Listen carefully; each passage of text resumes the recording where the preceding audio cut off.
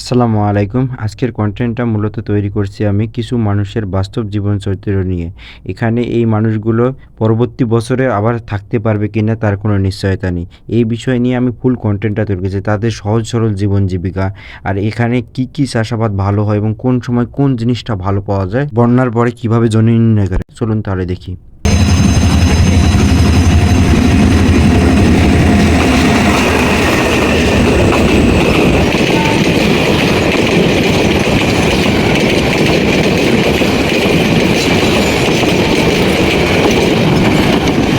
আমরা এখন নৌকা দিয়ে আবার চলে যাব আমাদের সেই গন্তব্যে। আর তীর্থ করি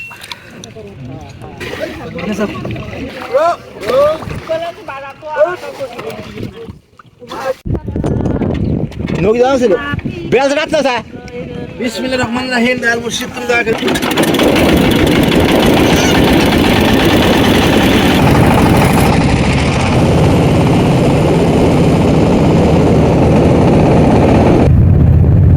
বন্ধু ছিল শালা কত করে নিছে হ্যাঁ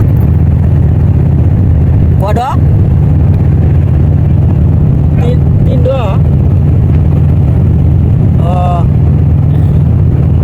সরকার ভাই নাই গরু চুরি শুরু হয়েছে তিন বলে নিছে সরে গরু চুরি মাসে তো কোনো চিন্তা ভাবনা করা লাগে না এই দিনে গরু নিব তুমি এই মাসে নেই এই দু মাসের তোমাকে সরের মেইন পুঁজি কি?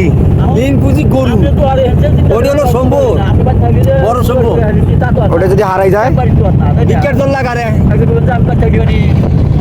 তাছাড়া উপায় আছে জমি আজকে আছে কাকে নাই কাকে গেল বাল আসলো বালু চল করে গেল কি খাবে আবাদ করবে করে একটু গরু বেঁচে 1 বছর চলা যায় আবার গরু থাকলো পুষতেই থাকলে 2 বছর খাওয়া যায় আবার ফেরে একটু বেঁচে আর আবার ফেরে 1 বছর চলা যায় একটু গরুর সম্পদ আমাদের শহর এলাকার হচ্ছে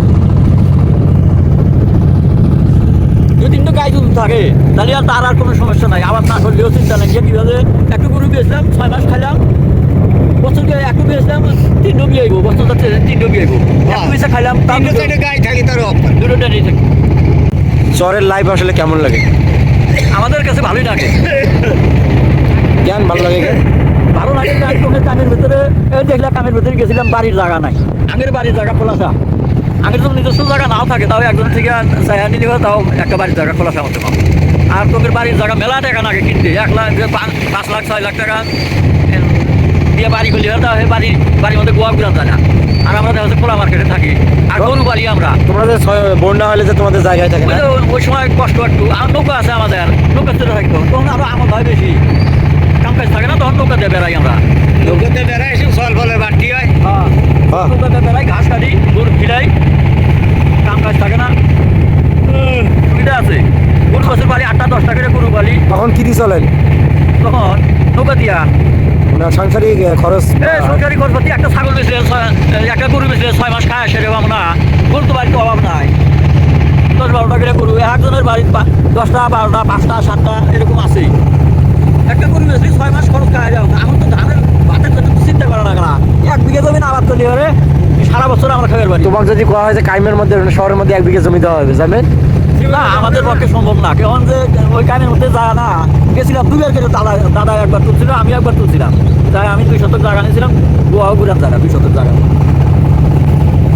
আর আমার করাও তো যায় না আমরা এখানে আদি নতুন করি তাও 10 বিঘা জমি পালাম করবো এবার উঠতে পারবো তাও কাটে পারি আর তোমরা তো 10 বিঘা জমি ম্যানেজ করে দিয়ে দেবে না এখন যে চাষে লাভ নাই লাভ না থাকলেও কম করে আবাদ করি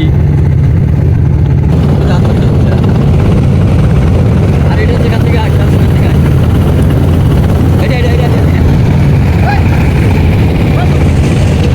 ওইরকম করে মনে করেন যে এটা বিলীন হয়ে যাওয়ার পরে এমন পশ্চিমে কাইম আছে কাইমে থেকে এখন ওখান থেকে কয়টা মৌজা আছে ওই মৌজার ম্যাপ জোগাইতে হবে ম্যাপ জোগায় ওই ম্যাপের উপরে টার্গেট করে আমিন মানে মাপ চালাইবে যেমন নদী থাকলে তাহলে নদী কবেন যে কেমন করে এই নদী পার করলো ওখানে আমিন করে ত্রিভুজ করবে ত্রিভুজ 1 ইঞ্চি নড়াচড়া হবে না হ্যাঁ একের আসে ডাইরেক্ট এই চরের মধ্যে আসে ওই ত্রিভুজের যেখানে খুঁড়িটা হবে একটা খুঁড়ি মেন করবে ওই একটা খুঁড়ি মেনের উপরেই সম্পূর্ণ চর মাপ ওটার থেকে মাপ হবে। ওই ডাঙ্গা থেকে জমি ম্যাপ দেখে হ্যাঁ, হ্যাঁ। ওখান থেকে মাপা শুরু। হ্যাঁ, মাপ শুরু করবে। ওইখান থেকে মাপতে মাপতে মারতে মারতে আসিয়া এইখানে একটা খুঁড়ি জমে হবে। হ্যাঁ। এই খুঁড়ির উপরেই সম্পূর্ণ চর এলাকা এগুলো কার কার জমি বের হয়ে হ্যাঁ, যাবে বের হয়ে যাবে। মানে মানে- ওই ম্যাপ হিসাবে এই অমুকের এটা এখান থেকে তাহলে তোমার ভুইটা কত দূর এখান থেকে মাপ তুলে যাবে সেটা এইরকম করে সম্পূর্ণ চরটা এরকম মাপিয়া আগে প্লট মাপবি, আচ্ছা প্লটটাকে মাপিয়া তারপরে কার কোনটা এটা তখন ওই ওই ওই প্লটের মধ্যে এরকম মনে করা যায় ম্যাপের ঘুরে মাপ চালাইবি, তখন এমনি বাড়া যাবে এটা আমার, ওটা ওই যে ফল্লার, ওটা আর একজনের এরকম করে মানে বাড়া গেল গা। এই সিস্টেম করলে যে বন্যা হওয়ার পর এইভাবে জমি ভাগ করে হ্যাঁ, নেন। হ্যাঁ, হ্যাঁ, হ্যাঁ, হ্যাঁ। আর আপনারা এই যে জমি বিক্রি করেন কেমন কি করে আর কি বিক্রি সিস্টেমটা? বিক্রি আগে চর এলাকা তো এগুলা মনে কর যে ইয়া খাস বাস বেশি বা কাগজপাতি যা আছে, যদি কাগজের জমি হয় হুম তাহলে ওটা তোমার দলিল হবে। আচ্ছা আর যেটা খাস জমিতে তোমার স্টাম্প লিখে নিবি, স্টাম্প করে নিবি। যেমন খাস তোমার 20,000 কি 30,000 টাকা বিঘা, আর যেমন কাগজের জমি 70-80,000 টাকা বিঘা হইতে পারে, লাখ টাকা বিঘা হয় আচ্ছা যেটা কাগজ পাই। হুম আর যেটা খাস সেটা মনে করেন ওই তো ওই 20-30-40 এরকম করে হয়, বিক্রি হয়। ওটা আর কোনো দলিল হয় না, স্টাম্প করে লেখাপড়া করে নেই। ওই কিছু জিনিসের সিস্টেম আছে নাকি যে একবার মানে বন্যার আগে বিক্রি করলো, বন্যা যদি বা নদী যদি বা জমি না ভাঙে 10 বছরও না ভাঙে তাই 10 বছরই খাবে, আর যদি পরে ভাঙি যায় এরা কতজন এই যে এই গ্রামটা যে করছে, হুম হুম এটা কারো জমি তো কেই এই বাই করেনি, মানে এরম গ্রামে লাইন করছে। এখন তোমার জমি আছে, তোমার কবে যে চর কন্ট্রাক্ট 20 বছর থাক, 50 বছর থাক, বা 5 বছর থাকে, বা 2 বছর থাক, হুম মানে একর নিচেই না 32,000 করে। আচ্ছা যদি 50 বছর থাকে ওইটাতেই ওটাই 32,000 ওই 32,000 থাকবে। আর যদি তোমার 1 বছর 1 বছর থাকলো কাগজ, বা 2 বছর থাকলো ওই 32,000। জমিওয়ালা জমি ভাঙি গেল, জমিওয়ালা জমি ফেরত পেল। বললাম না ও, এই জমিগুলো কেনা হয় এইভাবে? হ্যাঁ, হ্যাঁ, এইভাবে এই গ্রামটা করছে এইভাবে। আর যেটা আবাদি জমি সেটা ওর স্টাম্প করে নি, যেটা বিক্রি ও, স্টাম্প করে নিও, সেটা আর ফেরত দিবে না। আচ্ছা ওটা ভাঙি গেলেও তার শুধু বাড়ি করার ক্ষেত্রে এটা, হ্যাঁ, হ্যাঁ, হ্যাঁ, আর এই কন্টাক্ট ভুঁইয়ের ক্ষেত্রে ওই আলাদা ওটা। কন্ট্রাক্ট যেটা, যেমন আমি এই ভুইটা, যেমন আমি এই কন্ট্রাক্ট আবাদ করবো, মানে এই আবাদটার জন্য 5,000 টাকা বিঘা হুম। আমি আবার তুলে নিয়ে যাবো, তোমার ভুই তোমার থাকে, ও আচ্ছা পরে বছর ফেরা ওই লাগে। পরিণতিই ঘোড়া গাড়িতে নাকি? হ্যাঁ, আর বিট ক্ষয় যাওয়ার পর ঘোড়া গাড়ি কি? হুম। আর কোনো হাল নেই। আর কোনো ভাবে চলবে না। সেরুতি এই যে এদিকে এগুলো টেবরাই, গাছটা পুরো উঠাও দেখি, পুরো গাছটা উঠাও।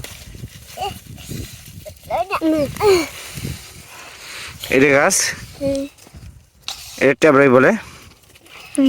এটা কোনটা খায় দেখো সেরো দেখি।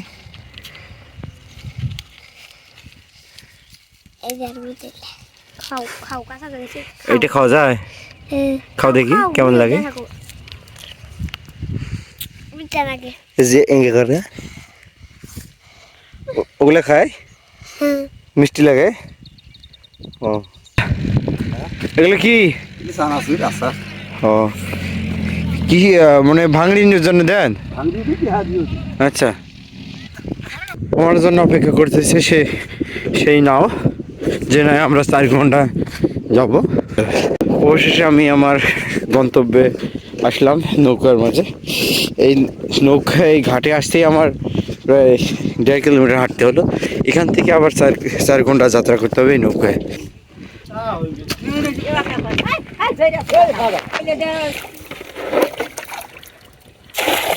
এর সাহায্যে আসলে পুরো নৌকাটাই চলে।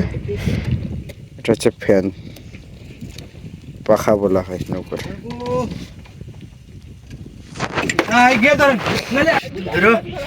হ্যাঁ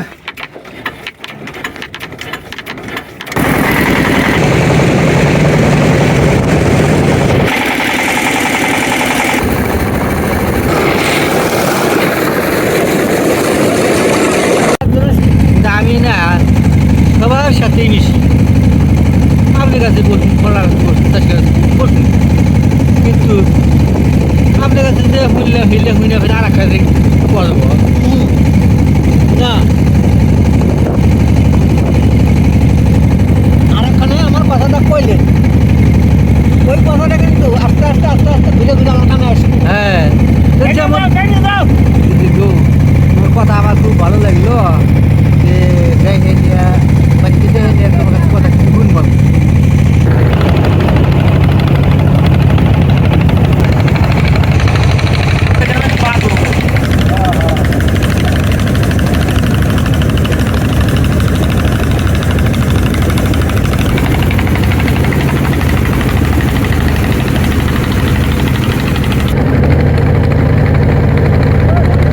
অবশেষে রৌমারীর ঘাটে পৌঁছে গেলাম।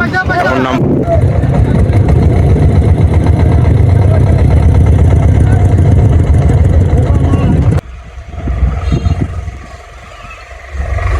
কোনো জায়গা নেই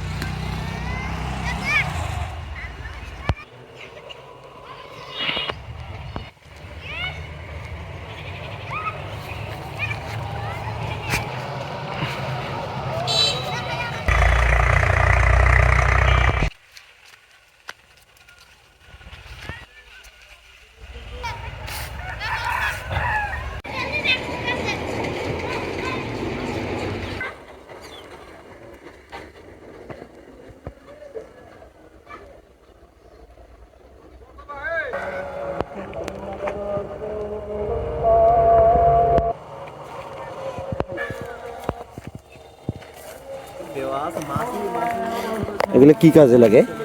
মোম বানে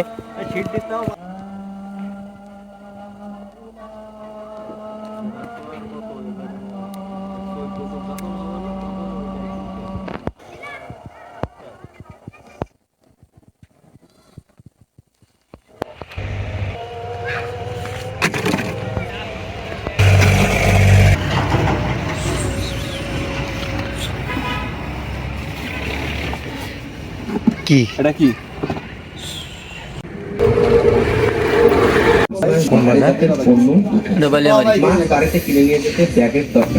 গাজীপুরে বালিয়ামারি কুড়িগ্রাম। হ্যাঁ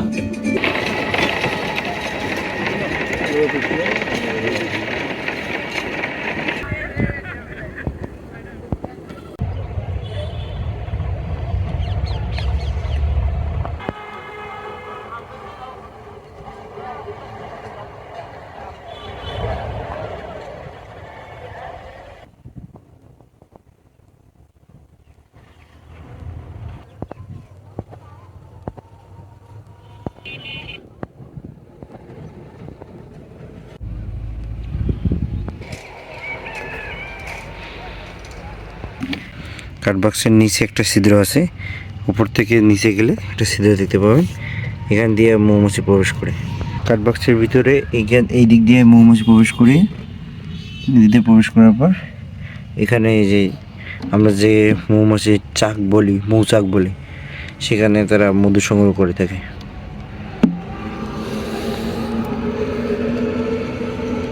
এভাবে মৌ বাক্স সাজানো হয়, আর এগুলো রোদে শুকাইতে দেওয়া হয়েছে। আর রোদ না হলে মৌচাষি ভাইদের জন্য বিশেষ খুবভাবে ক্ষতি হয়ে থাকে। একবারে হচ্ছে মৌমাছি হচ্ছে নীরব হয়ে যায়, এবং সরিষার ফুল যেগুলো আছে এগুলো আসলে ফুটে না, এর ফলে আসলে মধু সংগ্রহ করতে পারে না মৌমাছি, এবং মৌমাছি নীরব হয়ে যায়। এর ফলে বিভিন্ন পাখি এই মৌমাছিদের খেয়ে ফেলে। তবে রোদ হলে মধু সংগ্রহ ভালো হয় এবং মৌমাছি উঠতে পারে এবং বিভিন্ন ফুলে পরিস্ফুটন ঘটে, সেখান থেকে মধু সংগ্রহ করতে পারে। আজকে এইভাবে একজন মৌয়াল চাক সাজিয়ে থাকে এবং মৌমাছিরা এইভাবে মধু সংগ্রহ করে থাকে। আলহামদুলিল্লাহ, আমরা হচ্ছে কুড়িগ্রাম জেলার রৌমারী ফেরিঘাটে আসছিলাম।